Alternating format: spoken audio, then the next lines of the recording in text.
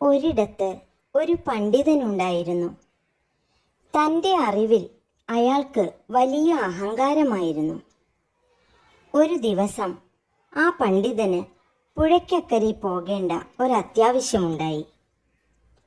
മഴ പെയ്ത് പുഴയിൽ നല്ല വെള്ളമുള്ള സമയമായിരുന്നു അത്. കൂടാതെ നല്ല ഒഴുക്കുമുണ്ടായിരുന്നു. കടത്തുകാരൻ പണ്ഡിതനെ ഇരുത്തി ശ്രദ്ധയോടെ വഞ്ചി തുഴഞ്ഞുകൊണ്ടിരുന്നു. അപ്പോൾ ആ പണ്ഡിതൻ കടത്തുകാരനോട് ചോദിച്ചു, നിനക്ക് എഴുതാനും വായിക്കാനും അറിയാമോ? അയ്യോ, എനിക്ക് എഴുതാനും വായിക്കാനും ഒന്നും അറിയില്ല. അപ്പോൾ ആ പണ്ഡിതൻ പറഞ്ഞു, നിന്റെ ജീവിതത്തിന്റെ 1/3 നഷ്ടമായി. കടത്തുകാരൻ വഞ്ചി തുഴഞ്ഞുകൊണ്ടേയിരുന്നു. പണ്ഡിതൻ വീണ്ടും ചോദിച്ചു, നീ മതപ്രഭാഷണങ്ങൾ കേൾക്കാറുണ്ടോ? ഇല്ല. കടത്തുകാരൻ വിഷമത്തോടെ തല താഴ്ത്തി. എങ്കിൽ നീ നിന്റെ ജീവിതത്തിന്റെ പകുതിയും നഷ്ടമാക്കി.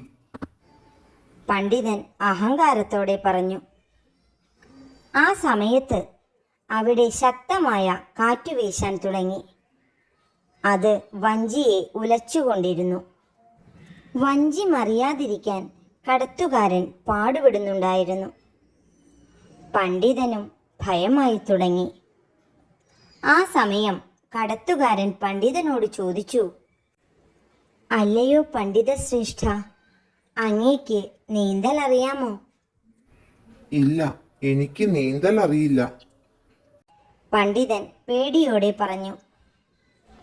കഷ്ടം, എങ്കിൽ അങ്ങയുടെ മുഴുവൻ ജീവിതവും നഷ്ടമായി.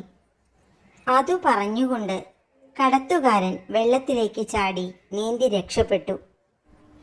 പക്ഷേ പണ്ഡിതന് രക്ഷപ്പെടാനായില്ല. വഞ്ചി മറിഞ്ഞ് അയാൾ വെള്ളത്തിൽ മുങ്ങിപ്പോയി.